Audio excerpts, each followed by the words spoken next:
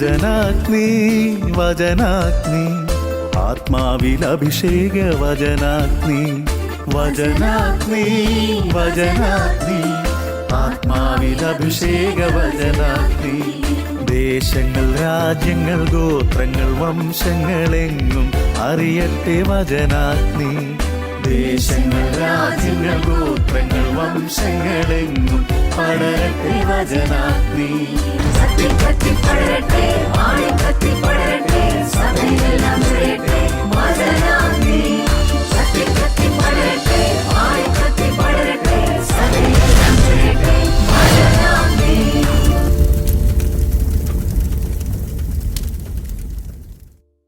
ഈശോയിൽ ഏറ്റവും സ്നേഹിക്കപ്പെടുന്ന എൻ്റെ സഹോദരി സഹോദരന്മാരെ, നിങ്ങളേവരെയും ഏറെ സ്നേഹത്തോടെ യേശുനാമത്തിൽ ഈ വചന ശുശ്രൂഷയിലേക്ക് സ്വാഗതം ചെയ്യുന്നു.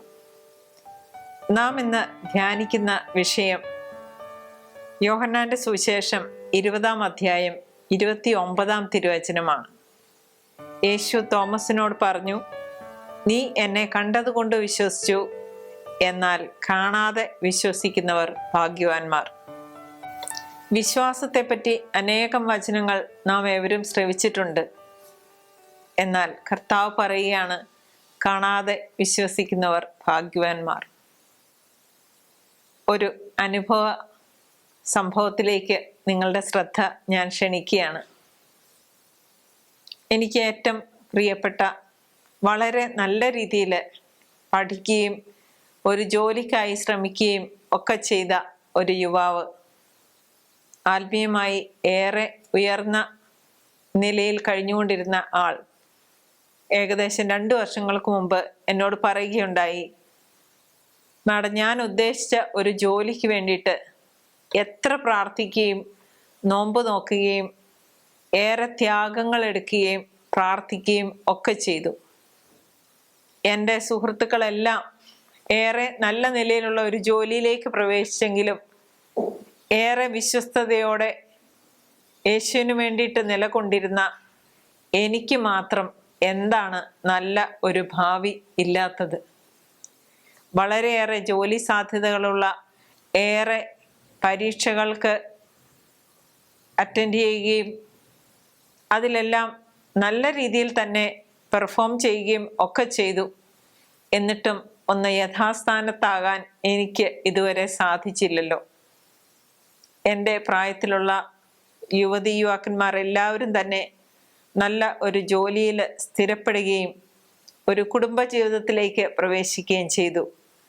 കർത്താവിന് വേണ്ടി ഇത്രയും നാളും പ്രവർത്തിച്ചിട്ട് എൻ്റെ ഈ ചെറിയ ഒരു ആവശ്യം അംഗീകരിക്കാൻ ഇതുവരെ സാധിച്ചില്ലല്ലോ. എൻ്റെ വിശ്വാസം നഷ്ടപ്പെട്ടുകൊണ്ടിരിക്കുകയാണ് മാഡം. എന്നും വിശുദ്ധ കുർബാനയിൽ പങ്കെടുക്കുകയും ഏറെ ഊർജ്ജസ്വലതയോടെ യുവജനങ്ങളെ എല്ലാം ഏകോപിപ്പിച്ച് യേശുവിലേക്ക് നയിക്കുകയും ചെയ്തുകൊണ്ടിരുന്ന ഒരു യുവാവിൻ്റെ ഏറെ ദുഃഖത്തിലും നിരാശയിലും കലർന്ന വാക്കുകളാണ് ഞാൻ നിങ്ങളുമായി പങ്കുവച്ചത്. യുവാവ് തുടർന്നു, വീട്ടിലും നാട്ടിലും എല്ലാവരുടെയും പരിഹാസം കൂടെ ഞാൻ നെഞ്ചിലേൽക്കുകയാണ്. കർത്താവിൻ്റെ പുറകെ 24 മണിക്കൂറും നടന്ന് ഒരു ഭാവി ജീവിതത്തിൽ എത്താൻ സാധിക്കാത്ത ഒരു വ്യക്തി എന്ന നിലയിൽ എല്ലാവരും പരിഹസിച്ച് സംസാരിക്കുമ്പോൾ വീണ്ടും വീണ്ടും കുന്തത്താൽ കുത്തി മുറിവേൽപ്പിക്കപ്പെടുന്ന അവസ്ഥയിലേക്ക് ഞാൻ മാറുകയാണ്. വളരെ കൃത്യമായി ദിവസവും വിശുദ്ധ കുർബാനയ്ക്ക് വന്നുകൊണ്ടിരുന്ന ഈ യുവാവ് വല്ലപ്പോഴുമൊക്കെ ഒന്ന് പള്ളിയിൽ വന്നാലായി ഇടദിവസങ്ങളിൽ. ആ കുർബാനയ്ക്ക് ശേഷം എല്ലാവരോടും സന്തോഷത്തോടെ സംസാരിക്കുകയും യുവജനങ്ങളെ എല്ലാവരെയും ചേർത്ത് ഒരു ചെറിയ പ്രെയർ ഗ്രൂപ്പ് എല്ലാം സംഘടിപ്പിച്ച് പ്രാർത്ഥിക്കാനായി ഓരോ ചെറിയ വീടുകൾ കണ്ടെത്തി അങ്ങനെ ചെയ്തുകൊണ്ടിരുന്ന ആ വ്യക്തി അതിൻ്റെ നേതൃനിരയിൽ നിന്നെല്ലാം മാറിയിരിക്കുകയാണ്. ഒരു ദിവസം പള്ളിമുറ്റത്ത് വെച്ച് കുറേ സമയം സംസാരിക്കാനിടയായി. വചനങ്ങളെല്ലാം പങ്കുവെച്ചു കൊടുത്തു. എന്നും വിശുദ്ധ കുർബാനയിൽ വരാൻ ശ്രമിക്കണം എന്ന് പറഞ്ഞപ്പോൾ ഈ യുവാവ് വീണ്ടും എന്നോട് പറയുകയാണ്, മാഡം, വീട്ടിലെ സ്ഥിതി ഏറെ പരിതാപകരമാണ്. എൻ്റെ താഴെയുള്ള സഹോദരങ്ങൾക്ക് വേണ്ടി എൻ്റെ അപ്പച്ചനും അമ്മച്ചിയും ഏറെ കഷ്ടപ്പെടുന്നുണ്ട്. ഞാൻ ഇത്രയും നാളും പരീക്ഷയ്ക്കായി അവരുടെ കയ്യിൽ നിന്ന് ആപ്ലിക്കേഷനുള്ള ഫീസ് വരെ അപ്പച്ചൻ ചെയ്യുന്ന തുച്ഛമായ ജോലിയുടെ വരുമാനത്തിൽ നിന്ന് ഈടാക്കുകയാണ് ഉണ്ടായത്. എന്നാൽ ഇപ്പോൾ രാവിലെ എണീറ്റ് പള്ളിയിലേക്ക് വരാൻ തുടങ്ങുമ്പോൾ അപ്പച്ചനും അമ്മച്ചിയും ഒറ്റക്കെട്ടായി പറയുകയാണ്, നീ എന്തെങ്കിലും ഒരു ചെറിയ ജോലിക്ക് പോയി ഈ വീടിനെ ഒന്ന് സപ്പോർട്ട് ചെയ്യാൻ നോക്കുക. ഞാൻ ചോദിച്ചു, വൈകുന്നേരമോ? വൈകുന്നേരം എന്തെങ്കിലും കാരണവശാല് പള്ളിയിൽ വരാമല്ലോ, ജോലി തിരക്കെല്ലാം ഒഴിയില്ലേ? അപ്പോൾ യുവാവ് പറയാണ്, ആ സമയത്താണ് എൻ്റെ ഒരു ഉറ്റ സുഹൃത്ത് ആയിട്ട് ഒന്നിച്ചിരുന്ന് ഞങ്ങൾ അടുത്ത ഒരു പരീക്ഷയ്ക്ക് വേണ്ടിയിട്ട് പ്രിപ്പയർ ചെയ്യുന്നത്. ഇതെല്ലാം ഇട്ട് ഞാൻ പോരുമ്പോൾ എൻ്റെ സഹപ്രവർത്തകരായിരുന്നവരും എൻ്റെ സഹപാഠികളായിരുന്നവരും ഒക്കെ ഇടയ്ക്ക് ചെറിയ ചെറിയ ജോലി ചെയ്തിരുന്നിടത്തെ ആൾക്കാരടക്കം പറയാൻ തുടങ്ങി, ആത്മീയത അല്പം ഒന്ന് കുറയ്ക്ക്, എന്നാൽ ഒരു ഭാവിയിലേക്ക് എത്തിപ്പെടാൻ സാധിക്കും. പ്രിയപ്പെട്ടവരെ, നമ്മുടെ വിശ്വാസത്തിന് അളവുകോലായിട്ട് നിൽക്കുന്നത് എന്താണ്? എന്നെ ശ്രമിച്ചുകൊണ്ടിരിക്കുന്ന പലരും ഇടക്കാലത്തെങ്കിലും ഇതുപോലെ വിശ്വാസം ഉപേക്ഷിച്ചവരും വിശ്വാസ തീഷ്ണത നഷ്ടപ്പെട്ടവരും ഒക്കെ ഉണ്ടായിരിക്കില്ലേ? ജീവിതത്തിലെ പ്രതികൂല സാഹചര്യങ്ങളിലൂടെയും പരിപരത്തെ യാഥാർത്ഥ്യങ്ങളിലൂടെയും ഒക്കെ ഏറെ കഷ്ടപ്പെട്ട് ബുദ്ധിമുട്ടി മുന്നോട്ട് പോകുമ്പോൾ നമ്മുടെ വിശ്വാസവും പ്രാർത്ഥനയും ഏത് ലെവലിൽ കൊണ്ടുപോകാൻ നമ്മൾക്ക് സാധിക്കുന്നു? ഇതുപോലെ ഉള്ള ഒരു അനുഭവത്തിലൂടെയാണ് തോമാസ് ലീഹ കടന്നുപോയത്. ഉദ്ധിതനായ യേശുവിൽ ആശ്രയിച്ച് നല്ല ഒരു ജീവിതം സ്വപ്നം കണ്ടുകൊണ്ടിരുന്ന ശിഷ്യന്മാർക്ക് യേശുവിൻ്റെ കുരിശുമരണം തീർത്തും അങ്ങ് ഉൾക്കൊള്ളാനായില്ല എന്ന് മാത്രമല്ല, ഉദ്ധിതനായി കടന്നു വന്ന ഈശോയെ ഒന്ന് നേരിട്ട് കാണാൻ സാധിക്കാതെ വന്നപ്പോൾ ഏറെ വിശ്വാസ തീഷ്ണതയുണ്ടായിരുന്ന തോമാസ് ലീഹായും പറഞ്ഞു, ഞാൻ അവനെ നേരിട്ട് കണ്ട് അവൻ്റെ തിരുവിലാവിൽ എൻ്റെ വിരൽ ഇട്ടാൽ മാത്രമേ ഞാൻ വിശ്വസിക്കുകയുള്ളൂ എന്ന്. നാമും പലപ്പോഴും ഇതുപോലെ ശാഠ്യം പിടിക്കാറില്ലേ? എൻ്റെ ഈ ഒരു ആവശ്യം ദൈവം സാധിച്ചു തരുന്നില്ലല്ലോ, ഇതിലെന്താണ് നന്മയല്ലാതെ ഉള്ളത്? എൻ്റെ ഈ വിഷമവും പ്രയാസവും സങ്കടവും ഒന്നും കർത്താവ് കാണുന്നില്ലേ? ഇനി ഞാൻ പ്രാർത്ഥിക്കുന്നില്ല, ഇനി എന്തിനാണ് ഞാൻ പള്ളിയിൽ പോകുന്നത്? എനിക്ക് പ്രാർത്ഥിക്കാൻ സാധിക്കുന്നില്ല. പ്രിയപ്പെട്ടവരെ, വിശ്വാസത്തെ പറ്റിയാണ് ഇന്നത്തെ ഈ വചന ശുശ്രൂഷയിൽ നാം കടന്നുപോയിക്കൊണ്ടിരിക്കുന്നത്. പറയാൻ ഏറ്റവും സുഖകരമായിട്ടുള്ളതും എന്നാൽ ചെയ്യാൻ പ്രായോഗികമായിട്ട് ഏറെ ബുദ്ധിമുട്ടുള്ളതുമായിട്ടുള്ള കാര്യമല്ലേ വിശ്വാസം എന്ന് പറയുന്നത്? ചെറിയ ചെറിയ കാര്യങ്ങൾക്ക് വേണ്ടി വിശ്വാസം ഉപേക്ഷിക്കുന്നവരും കർത്താവിൽ നിന്ന് ഏറെ അനുഗ്രഹങ്ങൾ ലഭിച്ച് കുറേയേറെ നാള് വിശ്വാസത്തിൽ അടിയുറച്ച് നിന്ന് പോയിട്ടും പാറപ്പുറത്തെ വിത്ത് പോലെയും മുള്ളുകൾക്കിടയിൽ വീണ വിത്ത് പോലെയും ഒക്കെ വിശ്വാസം ശുഷ്കിച്ച അനേകായിരം ജീവിതങ്ങളെ നമുക്ക് കാണാൻ സാധിക്കില്ലേ? വിശ്വാസം ഒരു ദൈവിക ദാനമാണ്, ദൈവത്തിൻ്റെ ഒരു കൃപയാണ്. ഇത് നാം ആരും നേടിയെടുത്തതല്ല എന്നാണല്ലോ വചനം പറയുന്നത്. ഞാൻ എപ്പോഴും ഇടയ്ക്ക് പ്രാർത്ഥിക്കാറുള്ള ഒരു വചനമുണ്ട്. എപ്പോഴെങ്കിലും വിശ്വാസത്തിൽ അല്പം മന്ദിപ്പ് അനുഭവപ്പെട്ടാൽ ഉടനെ ഞാൻ പ്രാർത്ഥിക്കും, ലൂക്ക 17:5, കർത്താവേ ഞങ്ങളുടെ വിശ്വാസം വർദ്ധിപ്പിക്കണമേ. ചിലപ്പോൾ നാമും ഇങ്ങനെ ചോദിക്കാറില്ലേ, കഴിയുമെങ്കിൽ ഇതൊന്ന് ചെയ്തതാ. തീർച്ചയായിട്ടും വിശ്വാസത്തിൽ നമ്മെ ആഴപ്പെടുത്തുന്ന ഏതാനും വചനങ്ങളിലൂടെ നമുക്ക് ഈ സമയം ഒന്ന് കടന്നു പോകാം. നമ്മുടെ വിശ്വാസത്തെ പിടിച്ചു കുലുക്കുന്ന രീതിയിലുള്ള പ്രതികൂല സാഹചര്യങ്ങളിൽ കൂടെ കടന്നു പോകുമ്പോഴും ചെറിയ രീതിയിൽ യേശുവിനെ നാം പരീക്ഷിച്ചാലും കർത്താവ് നമുക്ക് അടയാളങ്ങൾ തരുമ്പോൾ എൻ്റെ കർത്താവേ, എൻ്റെ ദൈവമേ എന്ന് തോമാസ് ലീഹ പറഞ്ഞതുപോലെ ആ പാദങ്ങളിൽ വീണ് മാപ്പ് പറഞ്ഞ് വിശ്വാസത്താൽ ജലിക്കുന്നതിനായി അനേകരെ യേശുവിലേക്ക് അടുപ്പിച്ച് കുന്തത്താൽ കുത്തി മരണപ്പെട്ട പോലെയുള്ള ഒരു ധീരമരണം പ്രാപിക്കാൻ തക്ക രീതിയിൽ നമ്മുടെ എളിയ വിശ്വാസത്തെയും വർദ്ധിപ്പിക്കണമേ എന്ന് പ്രാർത്ഥിച്ചുകൊണ്ട് നമുക്ക് ഈ ശുശ്രൂഷ ആരംഭിക്കാം.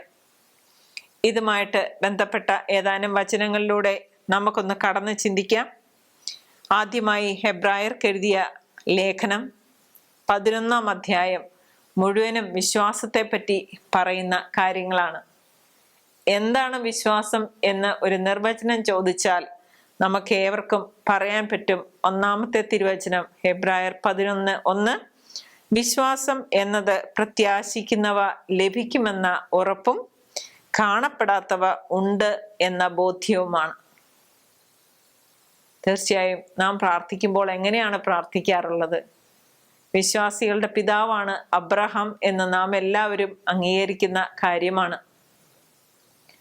പ്രായം ഏറെ ആയിട്ടും ഒരു കുഞ്ഞുണ്ടാകാൻ യാതൊരു സാധ്യതയും ഇല്ല എന്ന് നിസ്സംശയം പറയാമായിരുന്നിട്ടും തനിക്ക് ലഭിച്ച വാഗ്ദാനം, നിന്റെ സന്താനങ്ങളെ ആകാശത്തിലെ നക്ഷത്രങ്ങൾ പോലെയും കടൽപ്പുറത്തെ മണൽത്തരി പോലെയും ഞാൻ വർദ്ധിപ്പിക്കും എന്ന വാഗ്ദാനത്തിൽ ഉറച്ച് നിൽക്കാൻ സാധിച്ചതാണ് അബ്രഹാം എന്ന വിശ്വാസികളുടെ പിതാവിൻ്റെ ഏറ്റവും വലിയ ഗുണം. ആ വിശ്വാസവുമായി തട്ടിച്ചു നോക്കിയാൽ നാം എവിടെ നിൽക്കുന്നു? ഈയിടെ ഒരു കഥ വായിക്കുകയുണ്ടായി. പള്ളിയിൽ ധ്യാനമുണ്ട്. വരൾച്ചയെ നേരിടുന്ന നാട്ടില് ഒരു മഴ ലഭിക്കാനായിട്ടുള്ള ധ്യാനവും പ്രാർത്ഥനകളും ഒക്കെ നടക്കുന്നു. തീക്ഷ്ണമായി വചനം പങ്കുവയ്ക്കുന്നു.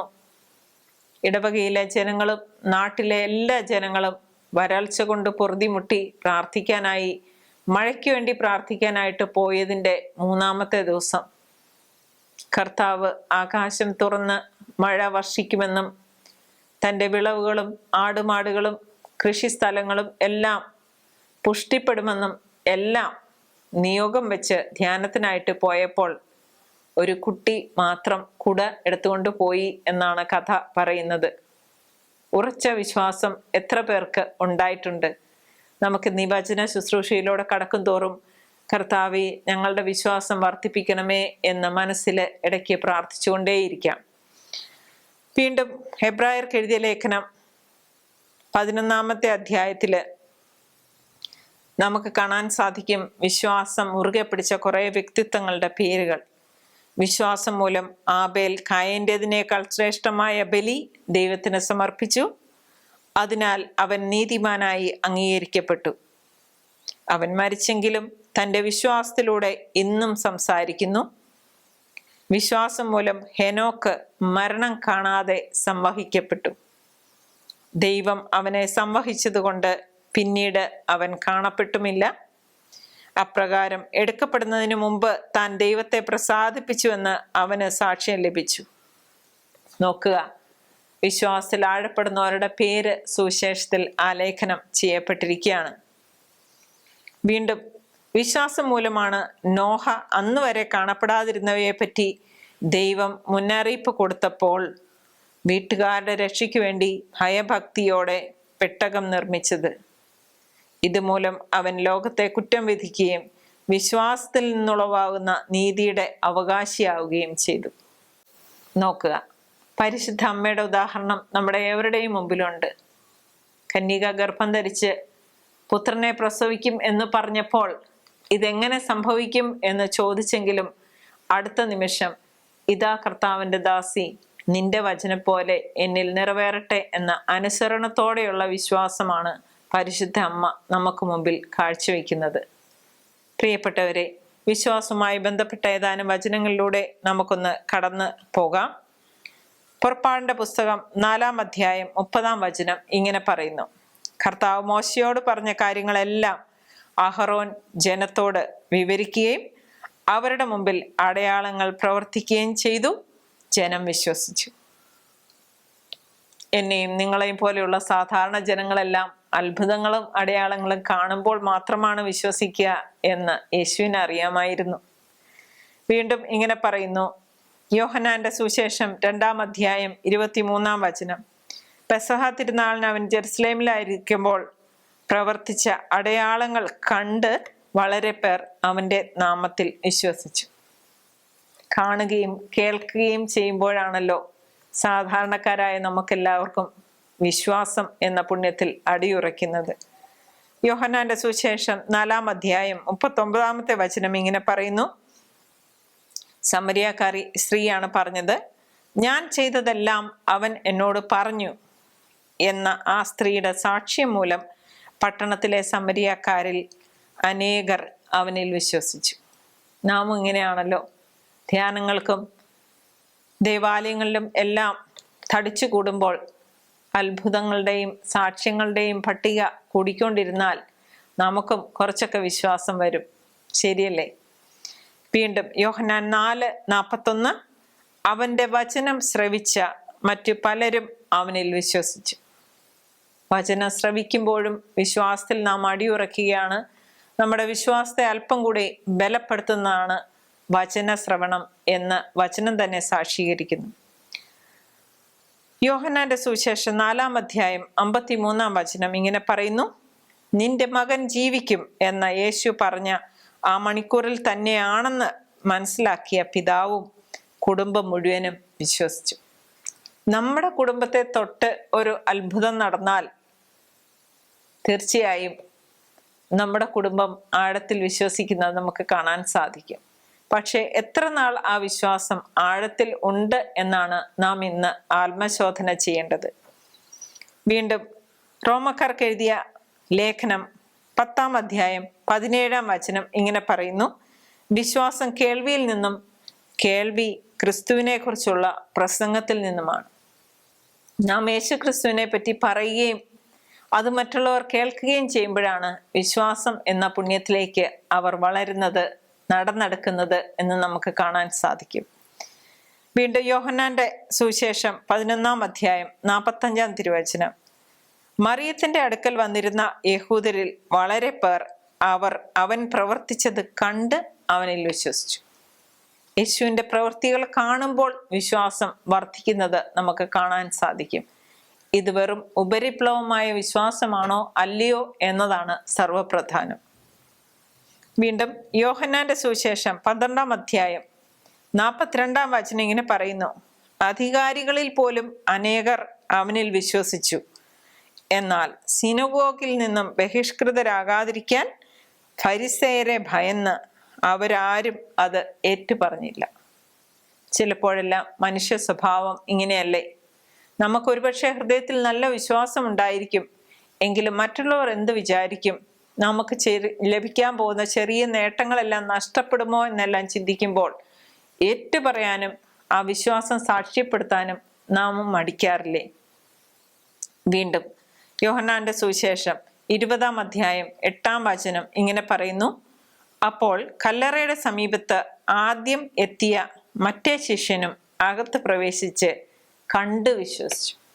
യേശുവിൻ്റെ ഉയർപ്പ് വരെ കണ്ട് വിശ്വസിച്ച ചരിത്രമാണ് നമ്മുടെ മുമ്പിലുള്ളത്. അപ്പസ്തോല പ്രവൃത്തികൾ 4:4 ഇങ്ങനെ പറയുന്നു: അവരുടെ വചനം കേട്ടവരിൽ അനേകർ വിശ്വസിച്ചു. അവരുടെ സംഖ്യ 5000-ഓളമായി. ശിഷ്യന്മാരുടെ വചന പ്രഘോഷണം മൂലം അനേകർ വിശ്വാസത്തിലേക്ക് കടന്നു വന്നു എന്നാണ് ഇത് കാണിക്കുന്നത്. അപ്പസ്തോല പ്രവൃത്തികൾ 8:12 ഇങ്ങനെ പറയുന്നു: യേശുനാമത്തെക്കുറിച്ചും ദൈവരാജ്യത്തെക്കുറിച്ചും ഫിലിപ്പോസ് പ്രസംഗിച്ചപ്പോൾ സ്ത്രീ പുരുഷ ഭേദമന്യേ എല്ലാവരും വിശ്വസിച്ചു. കർത്താവിനെ പറ്റിയും സ്വർഗരാജ്യത്തെ പറ്റിയും പ്രസംഗിക്കാനും മറ്റുള്ളവരെ വിശ്വാസത്തിലേക്ക് ആനയിക്കാനും ഇന്നും കർത്താവിന് ഏറെ പേരെ ആവശ്യമുണ്ട്. അപ്പസ്തോല പ്രവൃത്തി 18:8 ഇങ്ങനെ പറയുന്നു: കൊറിന്തോസുകാരിൽ പലരും വചനം കേട്ട് വിശ്വസിച്ചു. ഒരിക്കലും മറ്റുള്ളവർ എന്ത് ചിന്തിക്കുമെന്നോ നമ്മുടെ നേട്ടങ്ങൾ നഷ്ടപ്പെടുമെന്നോ ചിന്തിച്ച് യേശുവിനെ പ്രഘോഷിക്കാതിരുന്നാൽ അനേകർക്ക് വിശ്വാസ ജീവിതത്തിലേക്ക് കടന്നു വരാനുള്ള ഒരു അവസരമാണ് നാം നിഷേധിക്കുന്നത് എന്ന് മനസ്സിലാക്കിയേ സാധിക്കും. റോമാക്കാർക്ക് എഴുതിയ ലേഖനം 4:3 ഇങ്ങനെ പറയുന്നു: വിശുദ്ധ ലിഖിതം പറയുന്നത് എന്താണ്? അബ്രഹാം ദൈവത്തിൽ വിശ്വസിച്ചു, അത് അവന് നീതിയായി പരിഗണിക്കപ്പെട്ടു. വിശ്വാസികളുടെ പിതാവിൻ്റെ ശക്തമായ വിശ്വാസം നമ്മുടെ മുമ്പിൽ ഒരു ഉത്തമ ഉദാഹരണമായി നിലകൊള്ളുമ്പോൾ നമ്മുടെ വിശ്വാസത്തെ അതുമായിട്ടൊന്ന് തട്ടിച്ചാൽ നാം എവിടെ നിൽക്കുന്നു എന്ന് മനസ്സിലാക്കാൻ സാധിക്കും. റോമാക്കാർക്ക് എഴുതിയ ലേഖനം 4:18 ഇങ്ങനെ പറയുന്നു: നിന്റെ സന്തതി ഇപ്രകാരമായിരിക്കും എന്ന് പറയപ്പെട്ടതനുസരിച്ച് താൻ അനേകം ജനതകളുടെ പിതാവാകും എന്ന് പ്രതീക്ഷയ്ക്ക് സാധ്യതയില്ലാതിരുന്നിട്ടും പ്രതീക്ഷയോടെ അവൻ വിശ്വസിച്ചു. വചനം ഇങ്ങനെയും പറയുന്നു, സാറായുടെ ഉദരം വന്ധ്യമാണെന്ന് അറിഞ്ഞിട്ടും കർത്താവ് തൻ്റെ വാഗ്ദാനം നിറവേറ്റാൻ കഴിവുള്ളവനാണെന്ന് വിശ്വസിച്ചുകൊണ്ടാണ് അബ്രഹാം വിശ്വാസികളുടെ പിതാവ് എന്ന് അറിയപ്പെടുന്നത്. 1 പത്രോസ് 1-ാം അധ്യായം 8-ാം തിരുവചനം ഇങ്ങനെ പറയുന്നു, അവനെ നിങ്ങൾ കണ്ടിട്ടില്ലെങ്കിലും സ്നേഹിക്കുന്നു, ഇപ്പോൾ കാണുന്നില്ലെങ്കിലും അവനിൽ വിശ്വസിച്ചുകൊണ്ട് അവാച്യവും മഹത്വപൂർണവുമായ സന്തോഷത്തിൽ നിങ്ങൾ മുഴുകുന്നു. പ്രിയപ്പെട്ടവരെ, അത്ഭുതങ്ങളും അടയാളങ്ങളും കണ്ടതുകൊണ്ട് അനേകർ യേശുവിൽ വിശ്വസിച്ചു. എന്നാൽ നാം എങ്ങനെയാണ്? ജീവിതത്തിന്റെ പ്രതികൂല സാഹചര്യങ്ങളിൽ കൂടെ കടന്നു പോകുമ്പോൾ, വിശ്വാസം പരീക്ഷിക്കപ്പെടുമ്പോൾ നാം എന്താണ് പ്രവർത്തിക്കുന്നത്? നമുക്കൊന്ന് ചിന്തിക്കാം. അനേകം നന്മകൾ യേശുവിൽ നിന്ന് സ്വീകരിച്ച് നാം എന്തെങ്കിലും ഒരു തിന്മ നമ്മുടെ ജീവിതത്തിൽ സംഭവിച്ചാൽ ഉടൻ തന്നെ വിശ്വാസം ഉപേക്ഷിക്കുന്നതിന് എന്താണ് ന്യായീകരണമുള്ളത്? ഇന്നുവരെ ശ്വാസവും ജീവനും ആയുസ്സും നൽകി വഴി നടത്തിയ സർവശക്തന് വിശ്വാസത്തിൽ മങ്ങലേൽപ്പിക്കുന്ന രീതിയിൽ ഏത് അനുഭവമാണ് നമ്മെ അതിൽ നിന്ന് പുറകോട്ട് പിടിച്ചു വലിക്കേണ്ടത്? നമുക്കിന്ന് ആത്മപരിശോധനയ്ക്കുള്ള സമയമാണ്. വീണ്ടും വചനം ഇങ്ങനെ പറയുന്നു, യെശയ്യായുടെ പുസ്തകം 53-ാം അധ്യായം 1-ാം തിരുവചനം, നമ്മൾ കേട്ടത് ആര് വിശ്വസിച്ചു? കർത്താവിൻ്റെ കരം ആർക്ക് വെളിപ്പെട്ടിട്ടുണ്ട്? നമ്മൾ യഹൂദരെ കുറ്റം പറയുന്നുണ്ട്, ഇസ്രായേൽക്കാരെ കുറ്റം പറയുന്നുണ്ട്. ദൈവത്തിൽ നിന്ന് എത്രയോ എണ്ണമറ്റ അനുഗ്രഹങ്ങൾ കൈപ്പറ്റിയ നാമും വിശ്വാസത്തിൽ ചില സമയമെല്ലാം വ്യതിചലിക്കാറില്ലേ? നാളെ ഒരു ഗാകുൽത്ത അനുഭവം ഉണ്ടെങ്കിൽ നമ്മുടെ പ്രാർത്ഥന ചോരത്തുള്ളി നിലത്ത് വീഴ്ത്തുന്ന തരത്തിലുള്ളതാണ്. ഒരിക്കലും നാം ഉറങ്ങിക്കൊണ്ട് പ്രാർത്ഥിക്കുകയില്ലല്ലോ. എന്നാൽ അനുഗ്രഹങ്ങളുടെ മടിത്തട്ടിൽ പ്രാർത്ഥനയ്ക്ക് തീഷ്ണത കുറഞ്ഞു പോകുന്നതായി നാം ശ്രദ്ധിക്കാറില്ലേ? ഞാൻ ചിലപ്പോഴൊക്കെ ശ്രദ്ധിക്കാറുള്ള ഒരു കാര്യമാണ് നിങ്ങളുമായിട്ട് പങ്കുവയ്ക്കുന്നത്. പ്രിയപ്പെട്ടവരെ, യോഹന്നാന്റെ സുവിശേഷം 7-ാം അധ്യായം 31-ാം വചനം ഇങ്ങനെ പറയുന്നു, ജനക്കൂട്ടത്തിൽ വളരെ പേർ അവനിൽ വിശ്വസിച്ചു. അവർ ചോദിച്ചു, ക്രിസ്തു വരുമ്പോൾ ഇവർ പ്രവർത്തിച്ചതിലേറെ അടയാളങ്ങൾ പ്രവർത്തിക്കുമോ? നമ്മുടെ ഉള്ളിൽ നിന്ന് നിഷ്കളങ്കമായി ഉയരുന്ന ഒരു ചോദ്യം ഇതല്ലേ? എവിടെയാണ് അത്ഭുതങ്ങൾ ഏറ്റവും കൂടുതൽ നടക്കുന്നത്? എവിടെ ചെന്നാലാണ് എൻ്റെ ഈ പ്രശ്നത്തിന് ഏറ്റവും നല്ല ഒരു പരിഹാരം എത്രയും വേഗത്തിൽ കിട്ടുന്നത്? അവിടെയാണ് വിശ്വാസം നമ്മെ കൊണ്ടെത്തിക്കുന്നതെങ്കിൽ ഉദ്ധിതനായ യേശു നമ്മളിൽ നിന്ന് പ്രതീക്ഷിച്ചിരുന്ന എന്തെങ്കിലും കൊടുക്കാൻ നമ്മൾക്ക് തിരിച്ച് സാധിക്കുന്നുണ്ടോ എന്ന് നമുക്ക് ചിന്തിക്കാം. വിശ്വാസത്തിൽ പോരായ്മകൾ വന്നു പോയിട്ടുണ്ടാവാം. നമുക്ക് വീണ്ടും പ്രാർത്ഥിക്കാം, കർത്താവെ, ഞങ്ങളുടെ അവിശ്വാസം പരിഹരിച്ച് ഞങ്ങളെ സഹായിക്കണമേ എന്നും പ്രാർത്ഥിക്കാം. കർത്താവെ, ഞങ്ങളുടെ വിശ്വാസം വർദ്ധിപ്പിക്കണമേ. ദൈവിക ദാനമായ ദൈവകൃപയാൽ ഞങ്ങൾക്ക് വിശ്വാസം എന്ന പുണ്യം ധാരാളമായി നൽകണമേ എന്ന് നമുക്ക് പ്രാർത്ഥിക്കാം. ലൂക്കായുടെ സുവിശേഷം 8-ാം അധ്യായം 25-ാം വചനം ഇങ്ങനെ പറയുന്നു, അവൻ അവരോട് ചോദിച്ചു, നിങ്ങളുടെ വിശ്വാസം എവിടെ? കൊടുങ്കാറ്റിനെയും വെള്ളത്തെയും തിരകളെയും ഒക്കെ ശാസിക്കുന്നതിന് മുമ്പ് കർത്താവിൻ്റെ കൂടെ സഞ്ചരിച്ചിട്ടും കാറ്റും കോളും വന്നപ്പോൾ വല്ലാതെ ഭയചകിതരായ ശിഷ്യന്മാരോട് യേശു ചോദിച്ച ചോദ്യമാണ്, നിങ്ങളുടെ വിശ്വാസം എവിടെ? പ്രിയപ്പെട്ടവരെ, നമ്മുടെ ഓരോരുത്തരുടെയും മുഖത്ത് നോക്കി കർത്താവ് ഈ ചോദ്യം ഇന്ന് ചോദിക്കുകയാണ്.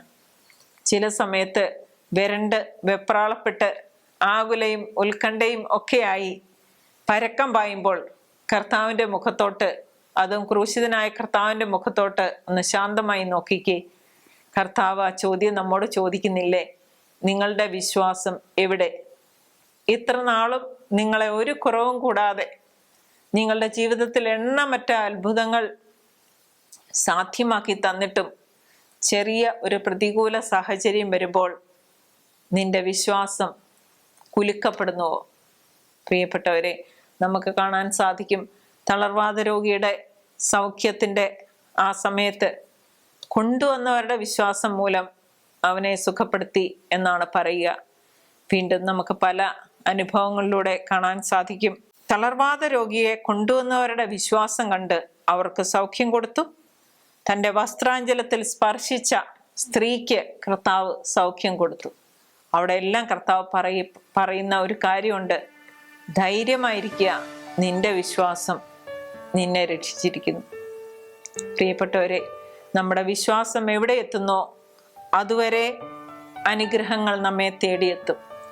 നമുക്കിന്ന് വിശ്വാസം എന്ന പുണ്യത്തില് അല്പമെങ്കിലും ഒരു വർധന ലഭിക്കുന്നതിനായി അതിൽ അടിയുറച്ചു നിന്ന് വിശ്വസ്തയോടെ മുന്നോട്ട് നീങ്ങുന്നതിനുള്ള കൃപയ്ക്കായി പ്രാർത്ഥിക്കാം. വിശ്വാസം ഉപേക്ഷിച്ചവരെയും വിശ്വാസം ആടി ഉലഞ്ഞുകൊണ്ടിരിക്കുന്നവരെയും ഈ സമയം നമുക്ക് കർത്താവിൻ്റെ കരങ്ങളിലേക്ക് സമർപ്പിക്കാം. നമുക്ക് നമ്മുടെ കണ്ണുകളെ അടയ്ക്കാം, പ്രാർത്ഥനയിലേക്ക് കടക്കാം.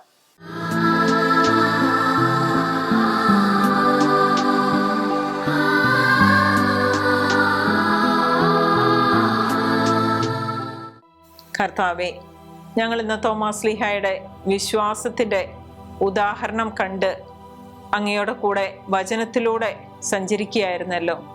ഈശോയെ, അങ്ങ് വചനത്തിലൂടെ ഞങ്ങളോട് ചോദിക്കുന്ന ചോദ്യം ഞങ്ങളുടെ ഹൃദയങ്ങളിൽ ആഞ്ഞടിക്കാൻ കർത്താവെ അങ്ങ് ഇടയാക്കണമേ.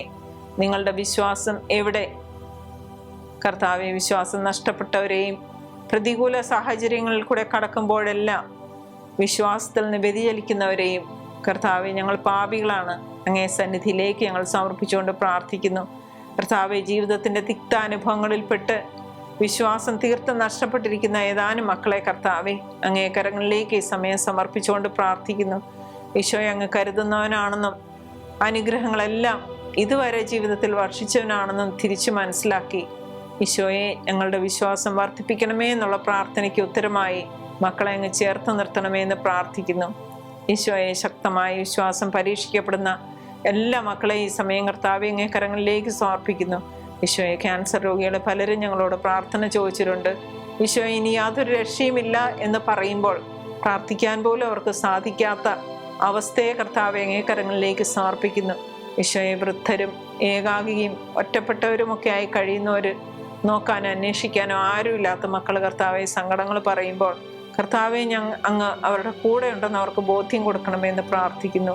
ഈശോയെ, സങ്കീർണമായ കുടുംബ പ്രശ്നങ്ങളിൽപ്പെട്ടവർ ഏറെ നാളുകളായി കർത്താവെ ഒരു ജോലിക്കായും ഒരു പഠന സാധ്യതയ്ക്കായും ഒക്കെ ശ്രമിച്ചിട്ടും ലഭിക്കാത്ത മക്കളെ കർത്താവെ അങ്ങ് എല്ലാം നന്മയ്ക്കായിട്ട് ചെയ്യുന്നുവെന്നും അങ്ങ് അവരുടെ കൂടെ ഉണ്ടെന്ന് അവർക്ക് മനസ്സിലാക്കി കൊടുക്കണമേ. അമ്മേ മാതാവേ, വിശ്വാസത്തിൽ ഞങ്ങളെ പരിശീലിപ്പിക്കണമേ. അമ്മ അനുസരിച്ചതുപോലെ ഏത് പ്രതികൂല സാഹചര്യങ്ങളിലും അനുസരണയോടും വിശ്വാസത്തോടും കൂടി ജീവിക്കാൻ വേണ്ട കൃപയാൽ നിറയ്ക്കണമേ. കർത്താവ്, ഇതെല്ലാം കണ്ടിട്ടും വിശ്വാസം നഷ്ടപ്പെട്ട് വിശ്വാസമില്ലാത്ത മക്കളെ കർത്താവ് അങ്ങേ കരങ്ങളിലേക്ക് സമർപ്പിക്കുന്നു. ലൂക്ക 17:5 വചനം അനുസരിച്ച് ഞങ്ങൾ പ്രാർത്ഥിക്കുന്നു.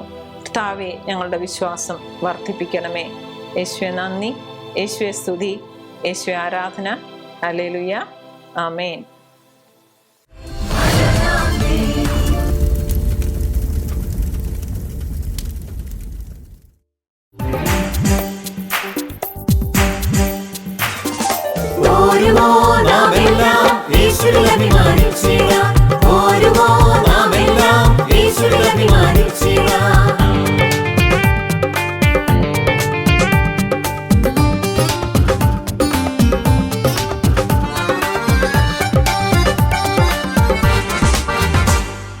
നമ്മുടെ നാഥൻ ഒലിവുമലയിൽ അന്ന് നൽകിയ മിഷൻ ദൂത് തലമുറ തലമുറ കൈമാറി കെടാതെ ഞങ്ങൾ ഘോഷിക്കും, കെടാതെ ഞങ്ങൾ ഘോഷിക്കും. നമ്മുടെ നാഥൻ ഒലിവുമലയിൽ അന്ന് നൽകിയ മിഷൻ ദൂത് തലമുറ തലമുറ കൈമാറി കെടാതെ ഞങ്ങൾ ഘോഷിക്കും, കെടാതെ ഞങ്ങൾ ഘോഷിക്കും. ഓരുമോ നാമെല്ലാം യേശുവിൽ അഭിമാനിച്ചിടാം, ഓരുമോ നാമെല്ലാം യേശുവിൽ അഭിമാനിച്ചിടാം.